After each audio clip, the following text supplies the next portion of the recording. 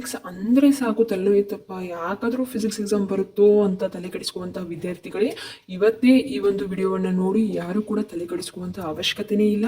ಯಾಕಂತಂದರೆ ಎಲ್ಲರೂ ಕೂಡ ಫಿಸಿಕ್ಸಲ್ಲಿ ಔಟ್ ಆಫ್ ಔಟ್ ಅಂಕಗಳನ್ನು ಗಳಿಸಬಹುದು.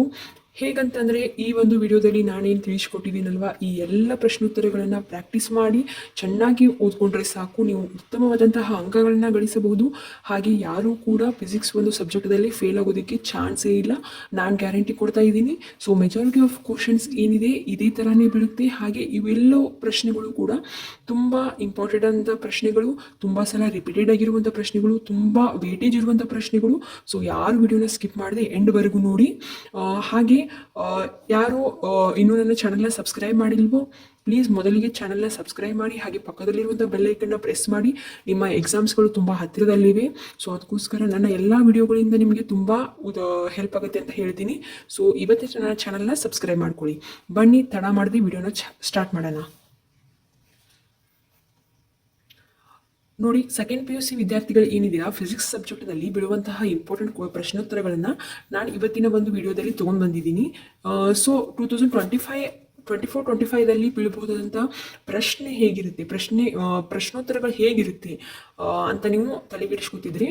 ಸೊ ಈ ಒಂದು ವಿಡಿಯೋದಿಂದ ನಿಮಗೆ ತುಂಬ ಹೆಲ್ಪ್ ಆಗುತ್ತೆ ಅಂತ ಹೇಳ್ತೀನಿ. ಯಾಕಂತಂದರೆ ತುಂಬ ವೇಟೇಜ್ ಇರುವಂಥ ಪ್ರಶ್ನೆಗಳಿವು. ನಾನಿಲ್ಲಿ ಪ್ರತಿಯೊಂದು ಚಾಪ್ಟರ್ ವೈಸ್ ಕ್ವಶನ್ಗಳನ್ನು ನೀಡಿದ್ದೀನಿ. ಪ್ರತಿಯೊಂದು ಚಾಪ್ಟರ್ಗಳಲ್ಲೂ ಕೂಡ ಎಷ್ಟು ಮಾರ್ಕ್ಸ್ ಇರುತ್ತೆ, ಹಾಗೆ ಯಾವ್ಯಾವ ಮಾರ್ಕ್ಸಿಗೆ ಎಷ್ಟು ಪ್ರಶ್ನೋತ್ತರಗಳು ಬೀಳುತ್ತೆ ಅನ್ನುವಂತಹ ಪ್ರತಿಯೊಂದು ಡೀಟೇಲ್ ಇನ್ಫಾರ್ಮೇಷನನ್ನು ನಾನು ಇವತ್ತಿನ ಈ ವಿಡಿಯೋದಲ್ಲಿ ಕೊಟ್ಟಿದ್ದೀನಿ. ಸೊ ಯಾರು ಕೂಡ ವಿಡಿಯೋನ ಸ್ಕಿಪ್ ಮಾಡದೆ ಎಂಡ್ವರೆಗೂ ನೋಡಿ. ಬನ್ನಿ ಸ್ಟಾರ್ಟ್ ಮಾಡೋಣ. ಮೊದಲಿಗೆ ಫಸ್ಟ್ ಚಾಪ್ಟರ್ ಬಂದ್ಬಿಟ್ಟು ಎಲೆಕ್ಟ್ರಿಕ್ ಚಾರ್ಜಸ್ ಆ್ಯಂಡ್ ಫೀಲ್ಡ್. ಇದರಲ್ಲಿ ನಮಗೆ 11 ಮಾರ್ಕ್ಸ್ ಇರುತ್ತೆ. ಸೊ 11 ಮಾರ್ಕ್ಸಿಗೆ ಯಾವ ಥರ ಕೇಳ್ತಾರೆ ಅಂದರೆ 1 ಮಾರ್ಕ್ಸಿಗೂ ಕೇಳ್ಬೋದು, 2 ಮಾರ್ಕ್ಸಿಗೆ 1 ಬೀಳುತ್ತೆ, ಹಾಗೆ 3 ಮಾರ್ಕ್ಸ್ 5 ಮಾರ್ಕ್ಸಿಗೂ ಕೇಳ್ಬೋದು. 5 ಮಾರ್ಕ್ಸಿಗೆ ಥಿಯರಿ ಕ್ವಶನ್ ಅಥವಾ ಕೇಳ್ಬೋದು, ಇಲ್ಲಾಂದರೆ ನ್ಯೂಮರಿಕಲ್ ಅಥವಾ ಕೇಳ್ಬೋದು ಅವರು. ಬನ್ನಿ 1 ಮಾರ್ಕ್ಸಿಗೆ ಯಾವ ಥರ ಪ್ರಶ್ನೋತ್ತರಗಳು, 1 ಮಾರ್ಕ್ಸಿಗೆ ಯಾವ ಥರ ಕ್ವಶನ್ಗಳನ್ನ ಕೇಳ್ತಾರೆ ಅಂತಂದರೆ SI ಯೂನಿಟನ್ನು ಕೇಳ್ಬೋದು. ಅಂತಂದರೆ SI ಯೂನಿಟಲ್ಲಿ ಚಾರ್ಜ್ ಕೇಳ್ಬೋದು, ಡೈಪೋಲ್ ಮೂವ್ಮೆಂಟ್ ಆಗಿರ್ಬೋದು, ಎಲೆಕ್ಟ್ರಿಕ್ ಫ್ಲಕ್ಸ್ ಆಗಿರ್ಬೋದು, ಎಲೆಕ್ಟ್ರಿಕ್ ಫೀಲ್ಡ್ ಆಗಿರ್ಬೋದು. ಇವೇನು ಇದೆ ತುಂಬ ಇಂಪಾರ್ಟೆಂಟ್ ಆಗಿದೆ. ಇವೆಲ್ಲದೂ ಕೂಡ ನೀವು SI ಯೂನಿಟ್ ನೋಡ್ಕೊಂಡ್ಬಿಡಿ. ಇವನ್ ಇದು MCQ ದಲ್ಲೂ ಕೂಡ ಕೇಳುವಂಥ ಚಾನ್ಸಸ್ ಇರುತ್ತೆ. ಸೊ 1 ಮಾರ್ಕಿಗೆ ಕೇಳ್ಬೋದು. ನೀವು ತುಂಬ ಇಂಪಾರ್ಟೆಂಟ್ ಆಗಿದೆ ಇದು ಕ್ವಶನನ್ನು ನೋಡ್ಕೊಂಡ್ಬಿಡಿ. ಹಾಗೆ 2 ಮಾರ್ಕ್ಸಿಗೆ ಯಾವ ಥರ ಕ್ವಶನನ್ನು ಕೇಳ್ಬೋದು ಅಂತ ಅಂದರೆ state and explain ಗಾಸಸ್ law in ಎಲೆಕ್ಟ್ರೋಸ್ಟಾಟಿಸ್ಟಿಕ್. ಇದು ತುಂಬ ಇಂಪಾರ್ಟೆಂಟ್ ಆಗಿರುವಂತಹದ್ದು. ಇವನ್ ನಾನು ಮಿಡ್ ಟರ್ಮ್ ಎಕ್ಸಾಮಲ್ಲೂ ಕೂಡ ಈ ಒಂದು ಪ್ರಶ್ನೆಯನ್ನು ಹೇಳಿದ್ದೀನಿ. ತುಂಬ ಇಂಪಾರ್ಟೆಂಟ್ ಆಗಿದೆ, ರಿಪೀಟೆಡ್ ಆಗಿರುವಂಥ ಪ್ರಶ್ನೆ ಇದು. ಸೊ ಗಾಸಸ್ ಲಾ ಮೇಲೆ ನಿಮಗೆ ಪಕ್ಕಾ ಒಂದು ಕ್ವಶನ್ ಬಿದ್ದೇ ಬೀಳುತ್ತೆ. And second one, right Coulomb's law in a vector form, explain the terms and what is 1 coulomb ಅಂತ ಈ ಥರ ಆದರೂ ನಿಮಗೆ ಕೇಳ್ಬೋದು. ಕೂಲಂಬಸ್ ಲಾ ಏನಿದೆ ಇದು ಕೂಡ ತುಂಬ ಇಂಪಾರ್ಟೆಂಟ್ ಆಗಿರುವಂಥ ಪ್ರಶ್ನೆ. ಇದು ನಾನು ಯಾವ ಒಂದು ಪ್ರಶ್ನೆಗೆ ಒತ್ತು ಕೊಟ್ಟು ಇಂಪಾರ್ಟೆಂಟ್ ಅಂತ ಹೇಳ್ತಾ ಇದ್ದೀನಿ. ಸೊ ಆ ಒಂದು ಪ್ರಶ್ನೆ ನಿಮಗೆ ಕಡ್ಡಾಯವಾಗಿ ಬೀಳುವಂತಹ ಚಾನ್ಸಸ್ ಇರುತ್ತೆ. ಸೊ ಅದಕ್ಕೋಸ್ಕರ ಇವಾಗಲೇ ಹೇಳ್ತಿದ್ದೀನಿ, ನೋಡ್ಕೊಂಡ್ಬಿಡಿ ಇದನ್ನು. ಹಾಗೆ third one, the charges are ಅಡಿಕ್ಟಿವ್ ಇನ್ ನೇಚರ್, ಎಕ್ಸ್ಪ್ಲೇನ್. ಈ ಥರನೂ ಕೂಡ ನಿಮಗೆ ಕ್ವಶನ್ ಕೇಳ್ಬೋದು. ಇದು 2 ಮಾರ್ಕ್ಸಿಗೆ ಕೇಳಬಹುದಾದಂಥ ಪ್ರಶ್ನೆಗಳು. ಹಾಗೆ 3 ಮಾರ್ಕ್ಸಿಗೆ ನಿಮಗೆ ಯಾವ ಥರ ಕೇಳಬಹುದು ಅಂತ ಅಂದರೆ derive the expression for the torque on on electric dipole placed in uniform electric field. ಹಾಗೆ second one, write any 3 properties of electric field line. ಇದು ನಿಮಗೆ ಈವನ್ ಪ್ರಿಪರೇಟರಿಯಲ್ಲೂ ಕೂಡ ಬಿದ್ದಿರಬಹುದು, ಹಾಗೆ ಮಿಡ್ ಟರ್ಮ್ ಎಕ್ಸಾಮಲ್ಲೂ ಕೂಡ ನಾನು ಇಂಪಾರ್ಟೆಂಟ್ ಅಂತ ಹೇಳಿದ್ದೆ. ಸೊ ಎಲೆಕ್ಟ್ರಿಕ್ ಫೀಲ್ಡ್ ಲೈನ್ ಏನು ಪ್ರಾಪರ್ಟೀಸ್ ಇದ್ದೇವೆ, ಸೊ ಅವುಗಳನ್ನು ನೋಡ್ಕೊಂಡ್ಬಿಡಿ. Next, what is an electric dipole, define electric dipole moment. ಇದು ಕೂಡ ಇಂಪಾರ್ಟೆಂಟ್ ಆಗಿರುವಂಥದ್ದು 3 ಮಾರ್ಕ್ಸಿಗೆ. ಈ ನೋಡಿ, ಈ ಒಂದು ಚಾಪ್ಟರ್ ನಿಮಗೆ ತುಂಬ ಇಂಪಾರ್ಟೆಂಟ್ ಆಗಿರುವಂಥದ್ದು. ಸೊ ಅದರಲ್ಲಿ ನಿಮಗೆ 1 ಮಾರ್ಕ್, 2 ಮಾರ್ಕ್ಸ್, 3 ಮಾರ್ಕ್ಸಿಗೆ ಏನು ಕೇಳ್ತಾರೆ ಅನ್ನೋದನ್ನು ನಾನು ನಿಮಗೆ ಇಲ್ಲಿ ಒಂದಷ್ಟು ಕ್ವಶನ್ಸ್ಗಳನ್ನು ನೀಡಿದ್ದೀನಿ. ಇದ್ರ ಜೊತೆಗೆ ನಿಮ್ಮ ಕಾಲೇಜ್ಗಳಲ್ಲಾಗಿರ್ಬೋದು, ಹಾಗೆ ಟ್ಯೂಷನ್ ಕ್ಲಾಸಸ್ಗಳಾಗಿರ್ಬೋದು, ಬೇರೆ ಕ್ವಶನ್ಗಳನ್ನು ಕೊಟ್ಟಿದ್ರು ಕೂಡ ಅವುಗಳನ್ನು ಸ್ಟಡಿ ಮಾಡಿ. ಹಾಗೆ ಅದರ ಜೊತೆಗೆ ಇವುಗಳನ್ನು ಸ್ಟಡಿ ಮಾಡಿ. ಓಕೆ, ಇನ್ನು 5 ಮಾರ್ಕ್ಸಿಗೆ ಯಾವ ಥರ ಡೆರಿವೇಷನ್ಸ್ ಯಾವ ಥರ ಕೇಳ್ತಾರೆ ಅಂತ ಅಂದರೆ, ಸೊ ನೋಡಿ ಇಲ್ಲಿ ಡೆರಿವೇಷನ್ಸ್ ಯಾವ ಥರ ಅಂದರೆ derive the expression for a electric field at a point on the equatorial plane of an electric dipole. Equatorial plane ಇದರ ಮೇಲೂ ಕೂಡ ಒಂದು ನಿಮಗೆ ಡೆರಿವೇಷನ್ ಕಡ್ಡಾಯವಾಗಿ ಬಂದೇ ಬರುತ್ತೆ. ಹಾಗೆ derive the expression for the electric field at a point on the axis of an electric dipole. Equatorial ಪ್ಲೇನನ್ನು ಕೇಳ್ಬೋದು, ಇಲ್ಲ ಅಂತಂದರೆ axis of an electric dipole ಇದು ಕೂಡ ಕೇಳ್ಬೋದು ಡೆರಿವೇಷನಲ್ಲಿ. Next one, state Gauss's law in electrostatics. Derive an expression for the electric field at a point due to an infinitely long thin uniformly charge straight wire using a Gauss's ಲಾ.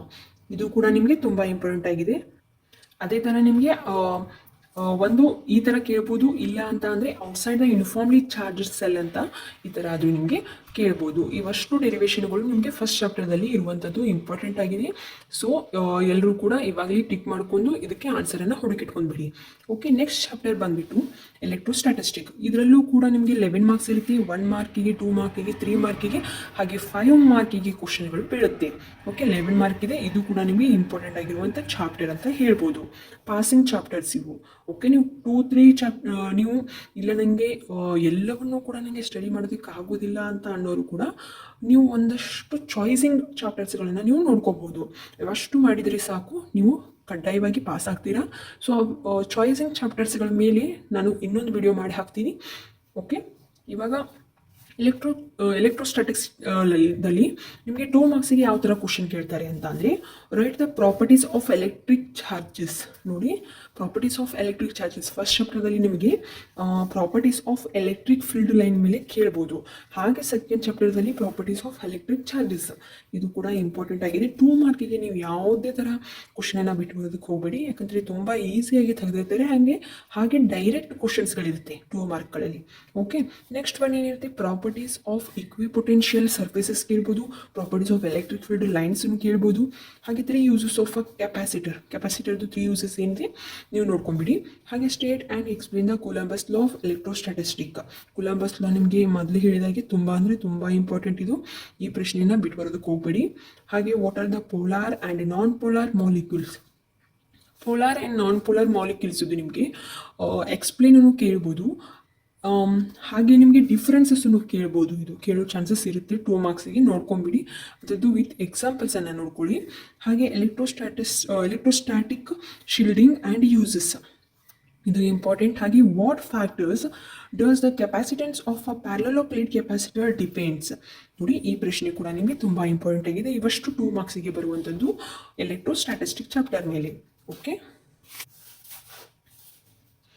ಇನ್ನು 3 ಮಾರ್ಕ್ಸಿಗೆ ಯಾವ ಥರ question ಕೇಳ್ತಾರೆ ಅನ್ನೋದಾದರೆ, 3 ಮಾರ್ಕ್ಸಿಗೆ ಯಾವ ಥರ ನಿಮಗೆ derivations ಆಗಿರ್ಬೋದು ಬರ್ತವೆ ಅಂತ ಅಂದರೆ, derive an expression for a torque acting on a dipole placed in a uniform electric field ಆಗಿರ್ಬೋದು. Derive an expression for electric potential at a point due to a point. ಹಾಗೆ ಥರ್ಡ್ ಒನ್ ಕ್ವಶನ್ ಯಾವ ಥರ ಅಂದರೆ, what is an equipotential surface and what will be the shape of equipotential surfaces corresponding to a single point charge and a uniform electric field. ಈ ಥರ ನಿಮಗೆ ಪ್ರಶ್ನೆಯನ್ನು ಕೇಳಬಹುದು, ಅವರು ಕೇಳುವಂಥ ಚಾನ್ಸಸ್ ಇರುತ್ತೆ. ಸೊ ಫೋರ್ತ್ ಒನ್ ಕ್ವಶನ್ ಬಂದುಬಿಟ್ಟು derive and expression for capacitance of a parallel plate capacitor. ನೋಡಿ, ಇದು ತುಂಬ ಇಂಪಾರ್ಟೆಂಟು, ವೆರಿ ಇಂಪಾರ್ಟೆಂಟ್ ಪ್ರಶ್ನೆ ಅಂತ ನಾನು ಹೇಳ್ತೀನಿ. 89% ನಿಮಗೆ ಬೀಳುವಂಥ ಸಾಧ್ಯತೆ ಇದೆ. ಇದು capacitance of a parallel plate capacitor ಮೇಲೆ ತುಂಬ ರಿಪೀಟೆಡ್ ಆಗಿರುವಂತಹ ಪ್ರಶ್ನೆ ಇದು. ಸೊ ಯಾರು ಇಗ್ನೋರ್ ಮಾಡೋದಕ್ಕೆ ಹೋಗ್ಬೇಡಿ, ಚೆನ್ನಾಗಿ ನೋಡ್ಕೊಳ್ಳಿದ್ದೀನ. ಹಾಗೆ fifth one question, obtain an expression for potential energy of an electric dipole placed in uniform electric field. ಈ ಥರ ನಿಮಗೆ ಕೆಲವೊಂದಷ್ಟು 3 ಮಾರ್ಕ್ಸ್ಗೆ ನಿಮಗೆ ಡೆರಿವೇಷನ್ಸನ್ನು ಕೇಳ್ತಾರೆ. ಓಕೆ, ನೆಕ್ಸ್ಟ್ 5 ಮಾರ್ಕ್ಸ್ ಕ್ವಶನ್ಸ್ ಯಾವ ಥರ ಕೇಳ್ತಾರೆ ಅಂತ ಅಂದರೆ, define electrostatic potential due to a point charge and arrive at the expression for electric potential at a point due to a point source charge. ಈ ಥರ ಆದರೂ ಕೇಳ್ಬೋದು. ಹಾಗೆ ವಾಟ್ ಈಸ್ ಅ ಕೆಪಾಸಿಟರ್ದು ಮೀನಿಂಗ್ ನೋಡ್ಕೊಂಬಿಡಿ. ಇದು ನಿಮಗೆ 1 ಮಾರ್ಕ್ಸಿಗೂ ಕೂಡ ಕೇಳ್ಬೋದು, ಸಾಧ್ಯತೆ ಇರುತ್ತೆ. ಹಾಗೆ derive an expression for the capacitance of a parallel plate capacitor with air as a dielectric. ನೋಡಿ, ಇದು ಪ್ಯಾರಲಲ್ ಪ್ಲೇಟ್ ಕೆಪಾಸಿಟರ್ ಮೇಲೆ ನಿಮಗೆ 3 ಮಾರ್ಕ್ಸಿಗೂ ಕೂಡ ಕೇಳಬಹುದು ಡೆರಿವೇಷನನ್ನು. ಹಾಗೆ 5 ಮಾರ್ಕ್ಸಿಗೂ ಕೂಡ ನಿಮಗೆ ಏರ್ ಆಸ್ ಅ ಡೈಎಲೆಕ್ಟ್ರಿಕ್ ಇದ್ರ ಮೇಲೆ ಕೂಡ ನಿಮಗೆ ಪ್ಯಾರಲಲ್ ಪ್ಲೇಟ್ ಕೆಪಾಸಿಟರ್ದು ನಿಮಗೆ ಡೆರಿವೇಷನನ್ನು ಕೇಳಬಹುದು. ಓಕೆ, ಇದಷ್ಟು ನಿಮಗೆ 3 ಮಾರ್ಕ್ಸಿಗೆ ಹಾಗೆ 5 ಮಾರ್ಕ್ಸಿಗೆ ಕೇಳುವಂಥ ಪ್ರಶ್ನೋತ್ತರಗಳು ಸೆಕೆಂಡ್ ಚಾಪ್ಟರ್ದಲ್ಲಿ. ನೆಕ್ಸ್ಟ್ ಇನ್ನು ಥರ್ಡ್ ಚಾಪ್ಟರ್ ಯಾವುದು, ಕರೆಂಟ್ ಎಲೆಕ್ಟ್ರಿಸಿಟಿ. ಕರೆಂಟ್ ಎಲೆಕ್ಟ್ರಿಸಿಟಿಯಲ್ಲೂ ಕೂಡ ನಿಮಗೆ 13 ಮಾರ್ಕ್ಸ್ ಇರುತ್ತೆ. ಈವನ್ ಈ ಒಂದು ಚಾಪ್ಟರ್ ನಿಮಗೆ CETಗೂ ಕೂಡ ನಿಮಗೆ ತುಂಬ ಇಂಪಾರ್ಟೆಂಟ್ ಆಗಿರುವಂತಹ ಚಾಪ್ಟರ್ ಇದು. CETಯಲ್ಲೂ ಕೂಡ ನಿಮಗೆ ಇದ್ರ ಮೇಲೆ ತುಂಬ ಪ್ರಶ್ನೋತ್ತರಗಳು ಬೀಳುತ್ತೆ. 13 ಮಾರ್ಕ್ಸಲ್ಲಿ ನಿಮಗೆ 1 ಮಾರ್ಕ್ಗೂ ಕೇಳ್ಬೋದು, 2 ಮಾರ್ಕ್ಸ್ ಹಾಗೆ 5 ಮಾರ್ಕ್ಸಿಗೆ 2 ಪ್ರಶ್ನೆ ಬರುತ್ತೆ. ಒಂದು ಥಿಯರಿ ಬಂದರೆ ಇನ್ನೊಂದು ನ್ಯೂಮರಿಕಲಲ್ಲಿ ಒಂದು ಪ್ರಶ್ನೆ ಬರುತ್ತೆ ಕರೆಂಟ್ ಎಲೆಕ್ಟ್ರಿಸಿಟಿ ಮೇಲೆ. ಓಕೆ, ಫಸ್ಟ್ ಇವಾಗ 1 ಮಾರ್ಕ್ಸಿಗೆ ಯಾವ ಥರ ನಿಮಗೆ ಅಗೇನ್ ಫಸ್ಟ್ ಚಾಪ್ಟರ್ದಲ್ಲಿ ಹೇಳಿದಾಗೆ 1 ಮಾರ್ಕ್ಸಿಗೆ ನಿಮಗೆ SI ಯೂನಿಟ್ ಮೇಲೆ ಕೇಳ್ಬೋದು. SI ಯೂನಿಟ್ ಯಾವೆಲ್ಲ SI ಯೂನಿಟ್ ಮೇಲೆ ಕೇಳ್ತಾರೆ ಅಂತ ಅಂದರೆ, ಎಲೆಕ್ಟ್ರಿಕ್ ಕರೆಂಟ್ ಆಗಿರ್ಬೋದು, ಕರೆಂಟ್ ಡೆನ್ಸಿಟಿ ಆಗಿರ್ಬೋದು, ಡ್ರಿಫ್ಟ್ ವೆಲಾಸಿಟಿ ಆಗಿರ್ಬೋದು, ಎಲೆಕ್ಟ್ರಾನ್ ಮೊಬಿಲಿಟಿ ಆಗಿರ್ಬೋದು, ರೆಸಿಸ್ಟೆನ್ಸ್ ಆಗಿರ್ಬೋದು.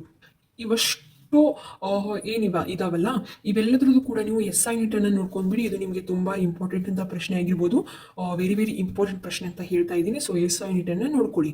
ಹಾಗೆ ಕರೆಂಟ್ ಎಲೆಕ್ಟ್ರಿಸಿಟಿ ಮೇಲೆ ನಿಮಗೆ 2 ಮಾರ್ಕ್ಸ್ ಆ್ಯಂಡ್ 3 ಮಾರ್ಕ್ಸ್ ಕ್ವಶನ್ ಯಾವ ಥರ ಬೀಳುತ್ತೆ, ಇಲ್ಲಿ ನಾನು ಎರಡನ್ನೂ ಕೂಡ ಕಂಬೈನ್ ಮಾಡಿ ಕೊಟ್ಟಿದ್ದೀನಿ. ಯಾಕಂತಂದರೆ ಒನ್ ಟೈಮಲ್ಲಿ ನಿಮಗೆ 2 ಮಾರ್ಕ್ಸಿಗೂ ಕೇಳ್ತಾರೆ ಈ ಒಂದು ಪ್ರಶ್ನೋತ್ತರಗಳನ್ನ, ಹಾಗೆ ಇಲ್ಲ ಅಂತಂದರೆ 3 ಮಾರ್ಕ್ಸಿಗೂ ಕೂಡ ಕೇಳುವಂತಹ ಸಾಧ್ಯತೆ ಇರುತ್ತೆ. ಅದಕ್ಕೆ ನಾನು ಕಂಬೈನ್ ಮಾಡಿ ನೀಡಿದ್ದೀನಿ ಇಲ್ಲಿ. ಸೊ ನೋಡಿ, ಇವಾಗ ಯಾವ ಥರ ಪ್ರಶ್ನೆ ಬರುತ್ತೆ ಅಂತ ಅಂದರೆ 2 ಆ್ಯಂಡ್ 3 ಮಾರ್ಕ್ಸಿಗೆ ನಿಮಗೆ define mobility and mention its SI unit. Yes, it's very important questions friends. ಇದು ನೋಡ್ಕೊಂಡ್ಬಿಡಿ, ಮೊಬಿಲಿಟಿದು define mobility and SI unit. ಯಾವುದು ಸಣ್ಣ ಪುಟ್ಟ ಕ್ವಶನ್ಗಳಂತೂ ಯಾವುದು ಬಿಡೋದಕ್ಕೆ ಹೋಗಬೇಡಿ. ಫಸ್ಟ್ ಅವನ್ನೆಲ್ಲವನ್ನೂ ಕೂಡ ಪ್ರಾಕ್ಟೀಸ್ ಮಾಡಿ ತೆಗೆದುಬಿಡಿ. ತದನಂತರ ನಿಮಗೆ ಯಾವ ಡಿಫಿಕಲ್ಟಿ ಆಗುತ್ತಲ್ವಾ, ಸೊ ಅವುಗಳನ್ನು ನೀವು ಕಡಿದಾಗಿ ಇಟ್ಕೊಳ್ಳಿ. ಫಸ್ಟ್ ನಿಮಗೆ ಈಸಿ ಆಗಿರುವಂಥದ್ದೆಲ್ಲವನ್ನು ಮಾಡಿ ತೆಗೆದುಬಿಡಿ. ಓಕೆ, ಸೆಕೆಂಡ್ ಒನ್ ಏನು, state and explain Ohm's law. Ohm's law ನೋಡಿ, ಇದು ತುಂಬ ಇಂಪಾರ್ಟೆಂಟ್ ಆಗಿರುವಂಥದ್ದು. ಎಲ್ಲವನ್ನೂ ಕೂಡ ನಾನು ಇಲ್ಲಿ ಇಂಪಾರ್ಟೆಂಟ್ ಆಗಿರುವಂಥದ್ದು ಕೊಟ್ಟಿದ್ರೂ ಕೂಡ ನಿಮಗೆ ಇಂಪಾರ್ಟೆಂಟ್ ಅಂತ ಹೇಳ್ತಾ ಇದ್ದೀನಿ ಅಂತ ಅಂದರೆ ಇವುಗಳಿಗೆ ಹೆಚ್ಚು ಒತ್ತು ಕೊಟ್ಟು ಓದಿ. Okay, 3 limitations of Ohm's law. Ohm's law meaning ಕೇಳ್ಬೋದು, ಹಾಗೆ 3 ಲಿಮಿಟೇಷನ್ಸನ್ನು ಕೇಳ್ತಾರೆ. And give any 2 differences between current and current density. Okay, ಈ ಥರನೂ ಕೂಡ ನಿಮಗೆ ಇದು 3 ಮಾರ್ಕ್ಸಿಗೆ ಬರುವಂಥ ಪ್ರಶ್ನೆ. ಇದು ಲಿಮಿಟೇಷನ್ಸ್ ಆಫ್ ಓಮ್ಸ್ ಲಾ ಕೇಳಿದರೆ ಇದು ಕೂಡ 3 ಮಾರ್ಕ್ಸಿಗೆ ಕೇಳ್ತಾರೆ. ಆ್ಯಂಡ್ ಜಸ್ಟ್ ಎಕ್ಸ್ಪ್ಲೇನ್ ಕೇಳಿದರೆ ನಿಮಗೆ 2 ಮಾರ್ಕ್ಸಿಗೆ ಕೇಳ್ತಾರೆ. Okay, next 5th one, write the expression for drift velocity in terms of a current, explain the terms. ಇದು ಕೂಡ ನಿಮಗೆ 3 ಮಾರ್ಕ್ಸಿಗೆ ಕೇಳುವಂಥ ಪ್ರಶ್ನೆ ಇದು. Next, obtain and expression for conductivity of a conductor ಆಗಿರ್ಬೋದು. 7th one, obtain the expression for effective EMF. EMF ಮೇಲೆ ನಿಮಗೆ ಕಡ್ಡಾಯವಾಗಿ ಬೀಳುವಂಥ ಚಾನ್ಸಸ್ ಇರುತ್ತೆ. And internal resistance of cells connected in a series. Series ಮೇಲೆ EMF ಪ್ರಶ್ನೆ ಏನಿದೆ ನಿಮಗೆ ಎಕ್ಸ್ಪ್ರೆಷನ್, ಇದು ಕೂಡ ನಿಮಗೆ ಇಂಪಾರ್ಟೆಂಟ್ ಆಗಿರುವಂತಹ ಪ್ರಶ್ನೆ ಇದು ನಿಮಗೆ. ಓಕೆ, ಇದು ನಿಮಗೆ 2 or 3 ಮಾರ್ಕ್ಸಿಗೆ ಕೇಳುವಂತಹ ಪ್ರಶ್ನೆಗಳಿವು. ಇವಷ್ಟು ನೋಡ್ಕೊಂಡ್ಬಿಡಿ ಈ ಒಂದು ಚಾಪ್ಟರ್ ಮೇಲೆ. ಹಾಗೆ 5 ಮಾರ್ಕ್ಸಿಗೆ ಯಾವ ಥರ ಪ್ರಶ್ನೆ ಬರುತ್ತೆ ಅಂತ ಅಂದರೆ, obtain a balance condition for a Wheatstone bridge network using a Kirchhoff rules. ಇದು ನೋಡಿ, ಇದು ತುಂಬ ಇಂಪಾರ್ಟೆಂಟ್ ಇದು ಪ್ರಶ್ನೆ ಮಕ್ಕಳೇ, ವೆರಿ ಇಂಪಾರ್ಟೆಂಟ್ ಪ್ರಶ್ನೆ ಇದು. ನಿಮಗೆ 5 ಮಾರ್ಕ್ಸ್ಗೆ ಕಡ್ಡಾಯವಾಗಿ ಕೇಳುವಂಥ ಪ್ರಶ್ನೆ ಇದು. ಈ ಒಂದು ಚಾಪ್ಟರ್ದಲ್ಲಿ ತುಂಬ ವೇಟೇಜ್ ಇರುವಂಥ ಪ್ರಶ್ನೆ ಇದು. ಓಕೆ, ಸೆಕೆಂಡ್ ಒನ್ ಯಾವ ಥರ ಕೇಳ್ಬೋದು ಅಂತ ಅಂದರೆ, derive an expression for effective EMF and effective internal resistance of 2 cells of different EMFs and internal resistance connected in a parallel. ನೋಡಿ, 3 ಮಾರ್ಕ್ಸಿಗೆ ಕೇಳಿದರೆ ನಿಮಗೆ ಒಂದು ಕನೆಕ್ಟೆಡ್ ಇನ್ ಸೀರೀಸ್ ಕೇಳ್ಬೋದು, EMFದು ಎಫೆಕ್ಟಿವ್ EMFದು ಕನೆಕ್ಟೆಡ್ ಇನ್ ಸೀರೀಸ್ ಕೇಳ್ಬೋದು. ಆ್ಯಂಡ್ 5 ಮಾರ್ಕ್ಸಿಗೆ ನಿಮಗೆ ಕನೆಕ್ಟೆಡ್ ಇನ್ ಪ್ಯಾರಲಲ್ ಕೇಳುವಂತಹ ಸಾಧ್ಯತೆ ಇರುತ್ತೆ. ಸೊ ಯಾರು ಇಗ್ನೋರ್ ಮಾಡೋದಕ್ಕೆ ಹೋಗ್ಬಿಡಿ, ನೋಡ್ಕೊಂಬಿಡಿ ಇದನ್ನು. 5 ಮಾರ್ಕ್ಸಿಗೆ ಬೀಳುವಂಥ ಪ್ರಶ್ನೆಗಳು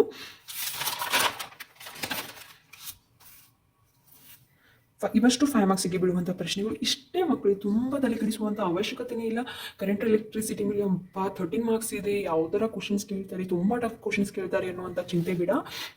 ಅತಿ ಹೆಚ್ಚು ಅಂಕಗಳನ್ನು ಈ ಒಂದು ಚಾಪ್ಟರ್ ಹೊಂದಿದ್ರೂ ಕೂಡ ತುಂಬ ಈಸಿಯಾದಂತಹ ಪ್ರಶ್ನೆಗಳಿರುತ್ತೆ. ಓಕೆ, ನೀವು ಪ್ರಾಕ್ಟೀಸ್ ಮಾಡಬೇಕು ಅಷ್ಟೇ. ಪ್ರಾಕ್ಟೀಸ್ ಮಾಡುವವರೆಗೂ ಕೂಡ ನಿಮಗೆ ಯಾವುದು ಕೂಡ ಈಸಿ ಆಗೋದಿಲ್ಲ, ಎಲ್ಲವೂ ಕೂಡ ನಿಮಗೆ ಟಫೇ ಆಗುತ್ತೆ.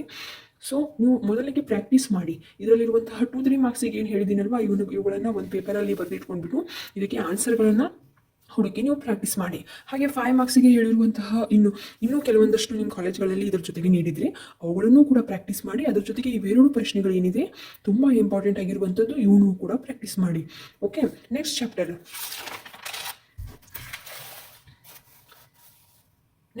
ಬಂದ್ಬಿಟ್ಟು ಮೂವಿಂಗ್ ಚಾರ್ಜಸ್ ಆ್ಯಂಡ್ ಮ್ಯಾಗ್ನೆಟಿಸಮ್.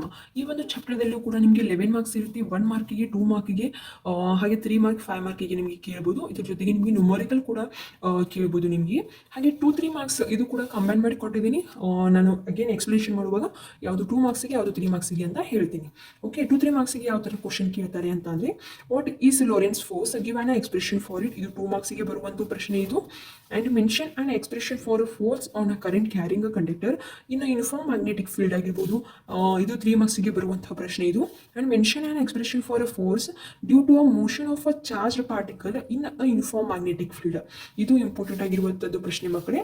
ಹಾಗೆ fourth one, obtain an expression for a radius of circular path of a charged particle in a magnetic field. And 5th one, what is a solenoid? Solenoid ಮೇಲೆ ನಿಮಗೆ ಒಂದು question ಬೀಳುವಂಥ chances ತುಂಬ ಇರುತ್ತೆ. ಈ ಒಂದು ಪ್ರಶ್ನೆಯನ್ನು ನೀವು ನೋಡ್ಕೊಂಡ್ಬಿಡಿ, ತುಂಬ ವೆರಿ ಇಂಪಾರ್ಟೆಂಟ್ ಆಗಿರುವಂಥದ್ದು. ಸೊಲೆನಾಯ್ಡ್ ಮೇಲೆ ನೀವೇ ಕೇಳುವಂಥ ಚಾನ್ಸಸ್ ಇರುತ್ತೆ. So mention an expression for a magnetic field inside due to a long straight solenoid and explain the terms used. Solenoid ಮೇಲೆ ನಿಮಗೆ ಒಂದು ಎಕ್ಸ್ಪ್ರೆಷನ್ ಕೂಡ ಕೇಳ್ಬೋದು, ಡೆರಿವೇಷನ್ ಥರ ನೀವು ಇದನ್ನ ಎಕ್ಸ್ಪ್ಲೈನ್ ಮಾಡಬೇಕಾಗುತ್ತೆ. ಹಾಗೆ ಸೊಲೆನಾಯ್ಡನ್ನ ನೀವು ಅದ್ರದ್ದು ಎಕ್ಸ್ಪ್ಲನೇಷನನ್ನು ಬರೀಬೇಕಾಗುತ್ತೆ. ವಾಟ್ ಈಸ್ ಸೊಲೆನಾಯ್ಡ್, ಇದು ನಿಮಗೆ 3 ಮಾರ್ಕ್ಸಿಗೆ ಬೀಳುವಂಥ ಪ್ರಶ್ನೆ. ಇದು ನಿಮಗೆ ವಾಟ್ ಈಸ್ ಸೊಲೆನಾಯ್ಡ್ ಇದು ಕೂಡ ನಿಮಗೆ 2 ಮಾರ್ಕ್ಸಿಗೂ ಕೂಡ ಕೇಳುವಂಥ ಚಾನ್ಸಸ್ ಇರುತ್ತೆ. ಹಾಗೆ ವಿತ್ ಎಕ್ಸ್ಪ್ಲನೇಷನ್ನ ಕೇಳಿದ್ರೆ ನಿಮಗೆ 3 ಮಾರ್ಕ್ಸಿಗೆ ನೀವು ಎಕ್ಸ್ಪ್ಲೇನ್ ಮಾಡಬೇಕಾಗುತ್ತೆ.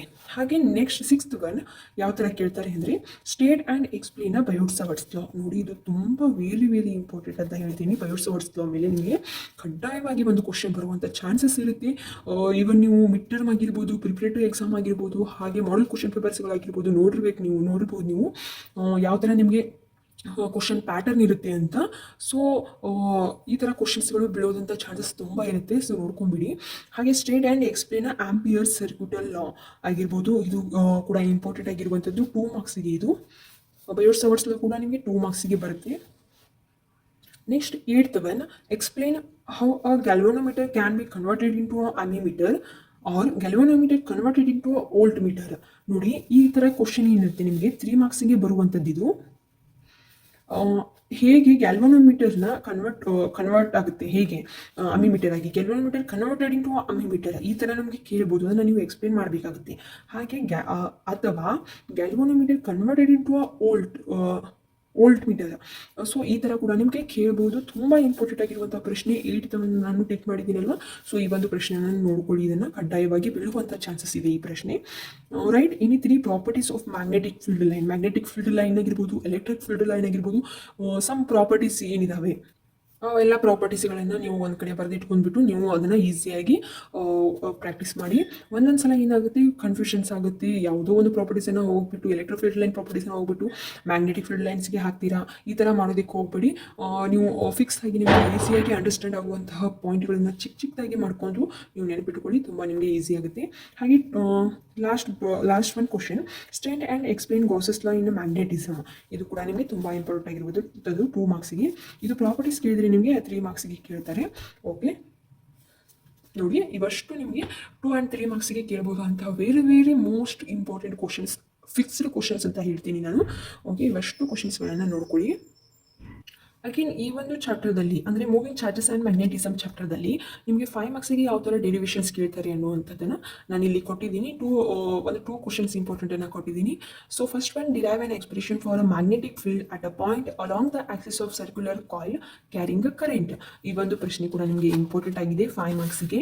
And second one derive an expression for a force between 2 parallel current carrying a conductor and hence define a ampere ಮೇಲೆ ನಿಮಗೆ ಆಗಿ ನಿಮಗೆ ಬಂದೇ ಬರುತ್ತೆ ಮಕ್ಕಳೇ. ನಿಮಗೆ 5 ಮಾರ್ಕ್ಸಿಗೆ ನಿಮಗೆ ಆಂಪಿಯರ್ ಮೇಲೆ ಬಂದೇ ಬರುತ್ತೆ. ಓಕೆ, ಇದು 5 ಮಾರ್ಕ್ಸಿಗೂ ಕೂಡ ನಿಮಗೆ ಬರ್ಬೋದು ಆಂಪಿಯರ್ ಮೇಲೆ, ಅಥವಾ ಡಿಫೈನ್ ಆಂಪಿಯರ್ ಅಂತ ನಿಮಗೆ 2 ಮಾರ್ಕ್ಸಿಗೂ ಕೂಡ ಕೇಳ್ಬೋದು ಅವರು. ಸೊ ಇಗ್ನೋರ್ ಮಾಡೋದಕ್ಕೆ ಹೋಗಬೇಡಿ, ಕ್ವಶನ್ಗಳನ್ನು ನೋಡ್ಕೊಳ್ಳಿ. ಇದ್ರ ಜೊತೆಗೆ ನಿಮ್ಮ ಕಾಲೇಜ್ಗಳಲ್ಲಿ ಏನಾದರೂ 5 ಮಾರ್ಕ್ಸಿಗೆ ಇಂಪಾರ್ಟೆಂಟ್ ಕೊಟ್ಟಿದ್ರೆ ಅದನ್ನು ಕೂಡ ನೋಡ್ಕೊಂಡ್ಬಿಡಿ. ಹಾಗೆ ಇಲ್ಲಾಂದರೆ ನ್ಯೂಮೆರಿಕಲ್ ಕೂಡ ನಿಮಗೆ ಕೇಳ್ಬೋದು ಅವರು 5 ಮಾರ್ಕ್ಸಿಗೆ. ಓಕೆ, ನೆಕ್ಸ್ಟ್ ಚಾಪ್ಟರ್ ಬಂದುಬಿಟ್ಟು 5th one magnetism and matter. Magnetism and ಮ್ಯಾಟರ್ದಲ್ಲಿ ನಿಮಗೆ ಏನೆಲ್ಲ ತುಂಬ ಈಸಿಯಾಗಿರುತ್ತೆ ಪ್ರಶ್ನೆಗಳು. ಹಾಗೆ 5 ಮಾರ್ಕ್ಸ್ ಇರುತ್ತೆ ನಿಮಗೆ. ಇದರಲ್ಲಿ 5 ಮಾರ್ಕ್ಸ್ ಇದು ಕ್ವಶನ್ ಕೇಳಿದರೆ ಒಂದು 3 ಮಾರ್ಕ್ಸಿಗೆ ಕೇಳ್ಬೋದು, ಒಂದು 2 ಮಾರ್ಕ್ಸಿಗೆ ಕೇಳ್ಬೋದು. 2 ಮಾರ್ಕ್ಸಿಗೆ ನಿಮಗೆ 2 ಕ್ವಶನ್ಸ್ ಇರುತ್ತೆ. ಓಕೆ, 5 ಮಾರ್ಕ್ಸಿಗೆ ಕೇಳ್ತಾರೆ ಈ ಒಂದು ಚಾಪ್ಟರ್ದಲ್ಲಿ ನಿಮಗೆ. ಇದರಲ್ಲಿ 2-3 ಮಾರ್ಕ್ಸಿಗೆ ಯಾವ ಥರ ಕ್ವಶನ್ ಕೇಳ್ತಾರೆ ಅಂತ ನೋಡೋದಾದರೆ give the 3 properties of magnetic field line. Again ನಾನು ಹೇಳಿದ್ದೀನಿ ಲಾಸ್ಟ್ ಚಾಪ್ಟರ್ದಲ್ಲಿ ಕೂಡ ನಿಮಗೆ ಪ್ರಾಪರ್ಟೀಸನ್ನು ಕೇಳ್ತಾರೆ ಮ್ಯಾಗ್ನೆಟಿಕ್ ಫೀಲ್ಡ್ ಲೈನ್. ಇದು ಪ್ರಾಪರ್ಟೀಸು ತುಂಬ ಇಂಪಾರ್ಟೆಂಟ್ ಮಕ್ಕಳಿಗೆ, ನೀವು ಇಗ್ನೋರ್ ಮಾಡೋದಕ್ಕೆ ಹೋಗಬೇಡಿ. ವೆರಿ ಇಂಪಾರ್ಟೆಂಟ್ ಅಂತ ಹೇಳ್ತೀನಿ. ಕೆಲವೊಂದಷ್ಟು ಪ್ರಾಪರ್ಟೀಸ್ಗಳನ್ನು ನಾನು ಬೇಕಾದರೆ ನಾನು ನೆಕ್ಸ್ಟ್ ವಿಡಿಯೋದಲ್ಲಿ ನಾನೇ ಬರೆದ್ಬಿಟ್ಟು ಸ್ವತಃ ಅಪ್ಲೋಡ್ ಮಾಡ್ತೀನಿ. ಸೊ ನಿಮಗೂ ಕೂಡ ಓದೋದಕ್ಕೆ ಈಸಿ ಆಗುತ್ತೆ. ನೋಡಿ, ಸೆಕೆಂಡ್ ಒನ್ ಕ್ವಶನ್ ಯಾವ ಥರ ಕೇಳ್ತಾರೆ ಅಂದರೆ define magnetisation, magnetic susceptibility and magnetic intensity. ಇವಷ್ಟು ಇದರಲ್ಲಿ ಯಾವುದಾದ್ರೂ ಒಂದು ಕೇಳ್ಬೋದು. ಓಕೆ, ಡಿಫೈನ್ ಮ್ಯಾಗ್ನೆಟೈಸೇಷನ್ ಆದರೂ ಕೇಳ್ಬೋದು, ಇಲ್ಲ ಅಂತಂದರೆ ಮ್ಯಾಗ್ನೆಟಿಕ್ ಸಸೆಪ್ಟಿಬಿಲಿಟಿ ಆದರೂ ಕೇಳ್ಬೋದು, ಮ್ಯಾಗ್ನೆಟಿಕ್ ಇಂಟೆನ್ಸಿಟಿ ಆದರೂ ಕೇಳ್ಬೋದು. ಯಾವುದಾದ್ರೂ ಒಂದು ಪ್ರಶ್ನೆ ನಿಮಗೆ ಬರುತ್ತೆ. Okay, and state and explain Gauss's ಲಾಯಿನ ಮ್ಯಾಗ್ನೆಟಿಸಮ್ ಆಗಿರ್ಬೋದು, ಇದು ಕೂಡ ಇಂಪಾರ್ಟೆಂಟ್ ಆಗುತ್ತೆ. ಹಾಗೆ give a 3 properties and give an example of ಪ್ರಾಪರ್ಟೀಸನ್ನು ಕೇಳ್ತಾರೆ. ಯಾವ ಪ್ರಾಪರ್ಟೀಸನ್ನು ಕೇಳ್ಬೋದು? ಡಯಾಮ್ಯಾಗ್ನೆಟಿಕ್ ಮೆಟೀರಿಯಲ್ಸ್ ಇದು ಕೇಳ್ಬೋದು. ಇನ್ ಕೇಸ್ ಯಾವುದಾದ್ರೂ ಒಂದು ಪ್ರಶ್ನೆ ಬರುತ್ತೆ, ಓಕೆ, ಒಂದು ಕ್ವಶನ್ ಬರುತ್ತೆ. ಇವು 3 ಕ್ವಶನನ್ನು ಕೇಳೋದಿಲ್ಲ ಮಕ್ಕಳೇ, ಯಾವುದಾದ್ರೂ ಒಂದು ಕ್ವಶನ್ ಬರುತ್ತೆ. ನಾನು ಇದನ್ನು ಕಂಬೈನ್ ಮಾಡಿ ನೀಡಿದ್ದೀನಿ. ಇಲ್ಲೂ ಕೂಡ ನಿಮಗೆ ಎಕ್ಸ್ಪ್ಲನೇಷನನ್ನು ಯಾವುದಾದ್ರೂ ಒಂದು ಕೇಳ್ತಾರೆ. ಇದರಲ್ಲಿ 1 ಮಾರ್ಕ್ಸಿಗಾದರೂ ಕೇಳ್ಬೋದು ಅಥವಾ 3 ಮಾರ್ಕ್ಸಿಗಾದರೂ 2 ಮಾರ್ಕ್ಸಿಗಾದರೂ ಕೇಳ್ಬೋದು. ಓಕೆ, ಇದರಲ್ಲಿ ಪ್ರಾಪರ್ಟೀಸ್ ಇವು 3ರಲ್ಲಿ ಒಂದಂದ್ರೆ ನಿಮಗೆ ಕಡ್ಡಾಯವಾಗಿ ಒಂದು ಕ್ವಶನ್ ಫಿಕ್ಸ್ ಅಂತ ಹೇಳ್ತಿದ್ದೀನಿ. ಒಂದು ಕ್ವಶನ್ಗೆ ಫಿಕ್ಸ್ ಆಗಿ ಬೀಳುತ್ತೆ. ಯಾವ ಥರ ಅಂತಂದರೆ ಡಯಾಮ್ಯಾಗ್ನೆಟಿಕ್ ಮೆಟೀರಿಯಲ್ಸ್ ಇದು ಕೇಳ್ಬೋದು ಪ್ರಾಪರ್ಟೀಸ್, ಅಥವಾ ಪ್ಯಾರಾಮ್ಯಾಗ್ನೆಟಿಕ್ ಮೆಟೀರಿಯಲ್ಸ್ ಪ್ರಾಪರ್ಟೀಸ್ ಕೇಳ್ಬೋದು, ಫೆರೋಮ್ಯಾಗ್ನೆಟಿಕ್ ಮೆಟೀರಿಯಲ್ಸ್ ಪ್ರಾಪರ್ಟೀಸ್ ಕೇಳ್ಬೋದು. ಇವೆಲ್ಲವೂ ಕೂಡ ನಿಮಗೆ 3 ಮಾರ್ಕ್ಸಿಗೆ ಇರುತ್ತೆ. ಇದರಲ್ಲಿ ಯಾವುದಾದ್ರೂ ಒಂದು ಡಯಾಮ್ಯಾಗ್ನೆಟಿಕ್ ಮೆಟೀರಿಯಲ್ಸ್ ಇದ್ದರೆ ಅದರ ಪ್ರಾಪರ್ಟೀಸನ್ನು 3 ಪ್ರಾಪರ್ಟೀಸನ್ನು ಬರೆದ್ರೆ ನಿಮಗೆ 3 ಮಾರ್ಕ್ಸ್ ಇರುತ್ತೆ. 1 ಪ್ರಾಪರ್ಟಿಗೆ 1 ಮಾರ್ಕ್ಸ್ ಸಿಗುತ್ತೆ ನಿಮಗೆ ಇಲ್ಲಿ 3 ಮಾರ್ಕ್ಸಿಗೆ. ಓಕೆ, ನೆಕ್ಸ್ಟ್ ಡಿಫ್ರೆನ್ಸಸ್ ಕೇಳ್ಬೋದು 3 ಮಾರ್ಕ್ಸಿಗೆ. ಯಾವ ಥರ ಡಿಫ್ರೆನ್ಸಸ್ ಕೇಳ್ತಾರೆ ಅಂತ ಅಂದರೆ, ಒಂದು diamagnetic material and paramagnetic material. Okay, diamagnetic and paramagnetic ಅದು ನಿಮಗೆ ಡಿಫ್ರೆನ್ಸಸ್ ಕೇಳ್ಬೋದು. ಅಥವಾ diamagnetic materials and ferromagnetic materials ಡಿಫ್ರೆನ್ಸಸ್ಸನ್ನು ಕೇಳ್ಬೋದು. ಎರಡರಲ್ಲಿ ಯಾವುದಾದ್ರೂ ಒಂದು ಡಿಫ್ರೆನ್ಸಸ್ಸನ್ನು ನಿಮಗೆ ಕೇಳ್ತಾರೆ. ಓಕೆ, ಇವಷ್ಟು ನಿಮಗೆ ಏನು ತುಂಬ ಇಂಪಾರ್ಟೆಂಟ್ ಆಗಿರುವಂಥ ಫಿಕ್ಸ್ಡ್ ಕ್ವಶನ್ಸ್. ಇವು ಮ್ಯಾಗ್ನೆಟಿಸಮ್ ಆ್ಯಂಡ್ ಮ್ಯಾಟರ್ ಮೇಲೆ ತುಂಬ ಕಡಿಮೆ ಅಂಕಗಳಿದ್ದರೂ ಕೂಡ ನಿಮಗೆ ತುಂಬ ಈಸಿಯಾಗಿ 5 ಅಂಕಗಳನ್ನು ನೀವು ಈ ಒಂದು ಚಾಪ್ಟರ್ದಲ್ಲಿ ಗಳಿಸ್ಬೋದು. ಅಷ್ಟು ಈಸಿಯಾಗಿವೆ ಪ್ರಶ್ನೋತ್ತರಗಳು. ಹಾಗೆ 6th ಒನ್ ಯಾವ ಥರ ಕೇಳ್ಬೋದು ಅಂತ ಅಂದರೆ, write the expression for magnetic potential energy of a magnetic dipole kept in a uniform magnetic field and explain the terms. ಹಾಗೆ 7th one, when will magnetic potential energy of a needle be maximum or minimum? ಯಾವಾಗ magnetic potential ಎನರ್ಜಿದು needle maximum ಆಗುತ್ತೆ ಹಾಗೆ minimum ಆಗುತ್ತೆ ಅನ್ನೋದನ್ನು ನೀವು ಇಲ್ಲಿ ಎಕ್ಸ್ಪ್ಲನೇಷನನ್ನು ಮಾಡಬೇಕಾಗುತ್ತೆ. ಓಕೆ, ಇವಷ್ಟು 2-3 ಮಾರ್ಕ್ಸಿಗೆ ಈ ಒಂದು ಚಾಪ್ಟರ್ದಲ್ಲಿ ಕೇಳಬಹುದಾದಂತಹ ಪ್ರಶ್ನೋತ್ತರಗಳು. ಈ ಒಂದು ವಿಡಿಯೋದಲ್ಲಿ ನಾನು ಮ್ಯಾಗ್ನೆಟಿಸಮ್ ಅಂದರೆ 5th ಚಾಪ್ಟರ್ ಮ್ಯಾಗ್ನೆಟಿಸಮ್ ಆ್ಯಂಡ್ ಮ್ಯಾಟರ್ವರೆಗೂ ಮಾತ್ರ ಈ ಒಂದು ವಿಡಿಯೋದಲ್ಲಿ ಎಕ್ಸ್ಪ್ಲನೇಷನ್ನ ಮಾಡ್ತೀನಿ. ಯಾಕಂತಂದರೆ ಈ ವಿಡಿಯೋ ಕೂಡ ತುಂಬ ಲೆಂದಿ ಆಗುತ್ತೆ, ನೋಡೋದಕ್ಕೂ ಕೂಡ ನಿಮಗೆ ತುಂಬ ಬೋರ್ ಆಗುತ್ತೆ. ಅದಕ್ಕೋಸ್ಕರ ನೆಕ್ಸ್ಟ್ ಒಂದು ಪಾರ್ಟ್ 2 ಅಂತ ಏನು ವಿಡಿಯೋ ಮಾಡ್ತೀನಲ್ವಾ, ಸೊ ಆ ಪಾರ್ಟ್ 2 ವಿಡಿಯೋದಲ್ಲಿ ನಿಮಗೆ ಇನ್ನು ಉಳಿದಿರುವಂತಹ ಚಾಪ್ಟರ್ಸ್ಗಳೇನಿವೆ ಅವುಗಳಲ್ಲಿ ಇಂಪಾರ್ಟೆಂಟ್ ಆಗಿರುವಂತಹ 2-3 ಮಾರ್ಕ್ಸ್ ಆಗಿರ್ಬೋದು, 5 ಮಾರ್ಕ್ಸಿಗೆ 1 ಮಾರ್ಕಿಗೆ ಕೇಳಬಹುದಂಥ ವೆರಿ ಇಂಪಾರ್ಟೆಂಟ್ ಕ್ವಶನ್ಗಳನ್ನು, ಫಿಕ್ಸ್ಡ್ ಕ್ವಶನ್ಗಳನ್ನು ನಾನು ಎಕ್ಸ್ಪ್ಲೇನ್ ಮಾಡ್ತೀನಿ. ಹಾಗೆ ಇವತ್ತಿನ ಈ ಒಂದು ವಿಡಿಯೋವನ್ನು ಯಾರೂ ಸ್ಕಿಪ್ ಮಾಡೋದಕ್ಕೆ ಹೋಗಬೇಡಿ. ಇದರಲ್ಲಿ ನಾನು ಇಡುವಂತಹ ಪ್ರಶ್ನೋತ್ತರಗಳೇನಿದೆ ತುಂಬ ಇಂಪಾರ್ಟೆಂಟ್ ಆಗಿರುವಂತಹ ಪ್ರಶ್ನೆಗಳಿವು. ನಿಮಗೆ ಇನ್ನೂ ಹೆಚ್ಚಿನ ಒಂದು ಅಂಕಗಳನ್ನು ಗಳಿಸಲು ಈ ಒಂದು ವಿಡಿಯೋ ತುಂಬ ಉಪಯೋಗವಾಗುತ್ತೆ ಅಂತ ಅಂದ್ಕೊಂಡಿದ್ದೀನಿ. ಸೊ ಈ ಒಂದು ವಿಡಿಯೋ ನಿಮಗೆ ಇಷ್ಟ ಆಗಿದ್ದರೆ ಹಾಗೆ ನಿಮ್ಮ ಫ್ರೆಂಡ್ಸ್ಗಳಿಗೂ ಕೂಡ ಎಲ್ಲರೂ ಶೇರ್ ಮಾಡಿ.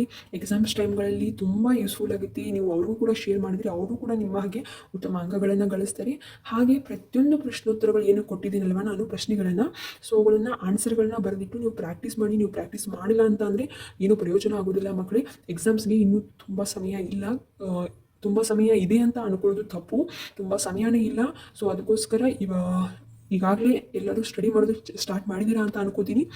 ಸೊ ಎಲ್ಲರೂ ಕೂಡ ನನ್ನ ವಿಡಿಯೋಗಳನ್ನು ನೋಡಿ ಆದಷ್ಟು ಹೆಚ್ಚಿನ ಒಂದು ಪ್ರೋತ್ಸಾಹವನ್ನು ನೀಡಿ. ಹಾಗೆ ನಿಮ್ಗೆ ಏನಾದರೂ ಡೌಟ್ಸ್ ಇದ್ದರೆ, ನಿಮಗೇನಾದರೂ ವಿಡಿಯೋದಲ್ಲಿ ನಾನು ಇನ್ನೂ ಹೆಚ್ಚಿನ ಒಂದು ಎಕ್ಸ್ಪ್ಲನೇಷನನ್ನು ನೀಡಬೇಕಿತ್ತು, ಹಾಗೆ ಯಾವುದಾದ್ರೂ ಒಂದು ಕ್ವಶನ್ಸ್ಗಳನ್ನು ಸ್ಕಿಪ್ ಮಾಡಿದರೆ ದಯವಿಟ್ಟು ನನ್ನ ಕಮೆಂಟ್ ಬಾಕ್ಸಲ್ಲಿ ಕಮೆಂಟ್ ಹಾಕಿ. ನನಗೂ ಕೂಡ ಅದರಿಂದ ಮುಂದಿನ ವಿಡಿಯೋಗಳನ್ನು ಮಾಡಲು ತುಂಬ ಹೆಲ್ಪ್ ಆಗುತ್ತೆ. ಓಕೆ, ಈ ಒಂದು ವಿಡಿಯೋ ಇಷ್ಟ ಆಗಿದ್ರೆ ನಿಮಗೆ ವಿಡಿಯೋನ ಲೈಕ್ ಮಾಡಿ, ಶೇರ್ ಮಾಡಿ, ಕಮೆಂಟ್ ಮಾಡಿ, ಹಾಗೆ ಚಾನಲ್ನ ಸಬ್ಸ್ಕ್ರೈಬ್ ಮಾಡ್ಕೊಳ್ಳಿ. Thank you.